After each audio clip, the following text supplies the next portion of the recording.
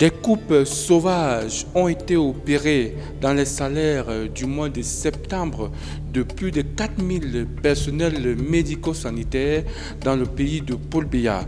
Une coupure assez scandaleuse qui ressemble à une chirurgie sans anesthésie.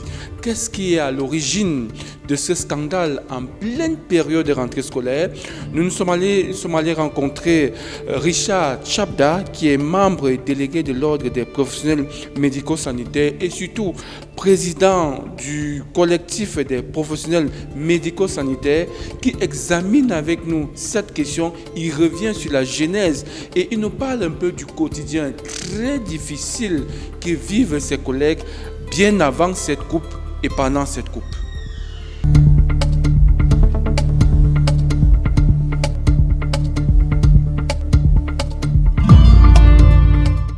Ce qui s'est passé par analogie, n'est-ce pas, est une chirurgie sans anesthésie que nous avons subie dans les métiers de la santé il y a de cela quelques jours.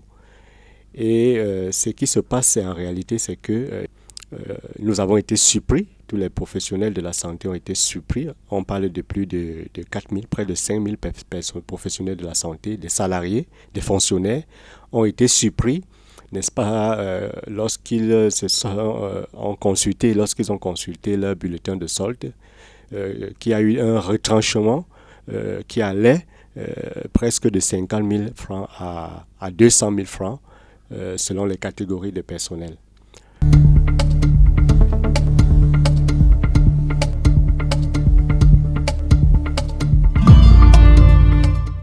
En réalité, il faut déjà, pour comprendre ce qui se passe, il faut remonter, n'est-ce pas, à quelques années plus tôt.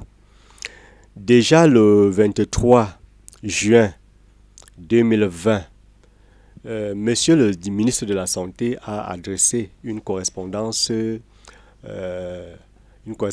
à son homologue, Monsieur le ministre des Finances, dans le processus, n'est-ce pas, d'assainissement du fichier, n'est-ce pas, des personnels des différents secteurs d'activité. Il a donc constaté qu'il y avait un certain nombre de personnels de la santé qui continuaient, n'est-ce pas, de percevoir dans leur bulletin de paie, dans leur traitement salarial, une prime qui avait déjà été supprimée depuis 2002. Et cette prime variait également selon les catégories de personnel. Donc, lorsqu'il constate cela, il adresse une correspondance à son homologue, comme je l'ai dit tantôt, pour lui demander effectivement de supprimer cette prime. Ce qui a été fait. Donc, cette prime a été effectivement supprimée, sauf que la responsabilité première de cette situation ne revenait pas au personnel de la santé qui n'avait pas demandé, n'est-ce pas, de continuer à leur attribuer cette prime. Ce d'autant plus qu'il y a beaucoup de personnels de la santé qui ne sont même pas au courant, n'est-ce pas, que cette prime a été supprimée. Donc, beaucoup de personnes ont touché cet argent sans être conscients, n'est-ce pas, que elles ne devraient pas l'apercevoir. Voilà. Donc, voilà d'où part le problème. Cette prime était appelée la prime de technicité agent technique. C'était d'ailleurs la seule prime, n'est-ce pas, que les personnels de la santé avaient droit.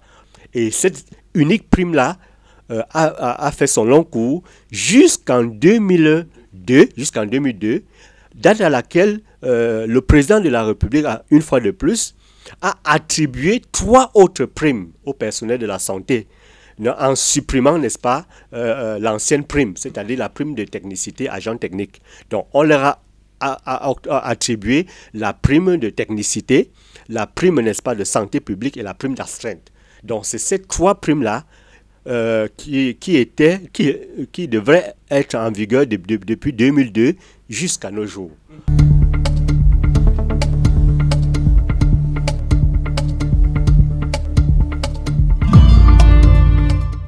Il y a comme un flou, n'est-ce pas, qui persiste derrière cette situation. Et c'est ce flou, n'est-ce pas, qui suscite, n'est-ce pas, la colère et l'incompréhension même du personnel de la santé.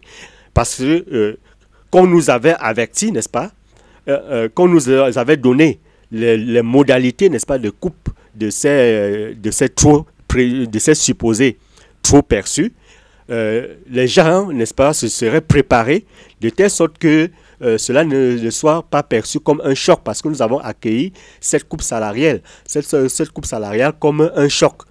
N'oubliez pas que nous sommes dans un contexte de rentrée scolaire, nous sommes en septembre.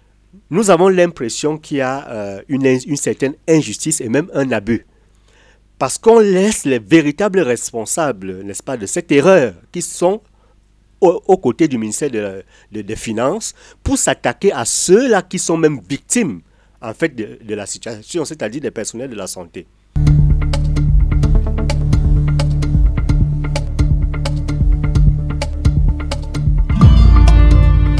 Nous sommes dans un état de droit.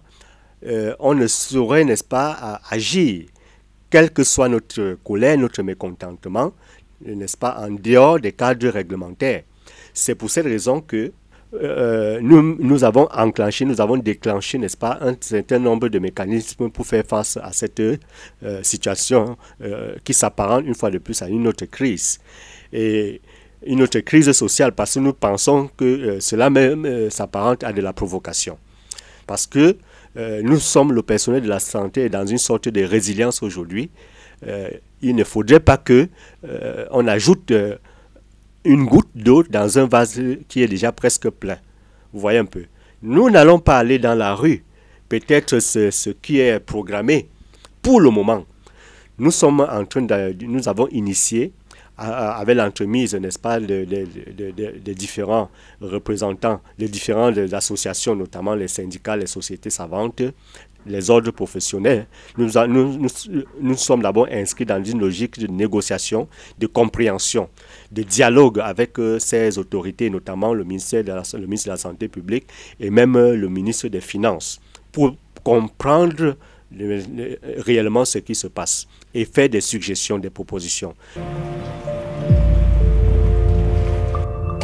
La coupe opérée par les agents du ministère des Finances sans l'aval, si on peut le dire, du ministère de la Santé, a surpris un tout petit peu les professionnels de santé qui ont du mal déjà à joindre les deux bouts en cette période où les enfants ont renoué avec le chemin de l'école.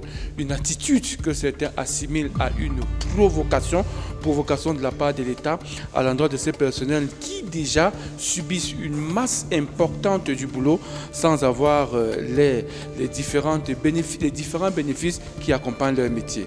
Les jours qui suivent s'annoncent très tendus entre ce corps de métier et pourquoi pas l'État du Cameroun.